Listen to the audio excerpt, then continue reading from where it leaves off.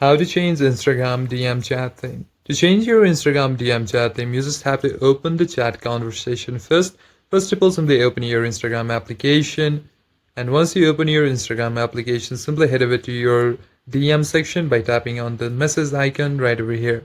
And simply select the conversation that you want to send the new theme. Tap on it. Now, once you select your conversation, simply tap on the username at the top. And after you tap on it, under profile, you'll see a theme option. Just tap on theme. And there you have it. From here, you may select any theme that you like. For example, the Odyssey. If you just tap on it, you'll get a quick preview of how it will look when you use on your chat. And if you're satisfied, tap on select. Now to choose other themes, simply tap on theme and you can just scroll down and see the latest themes and choose any one that you like. And once you selected, your changes have been made. A tick mark will appear just like this, and simply head back and the changes has been made. Thank you for watching this video, guys.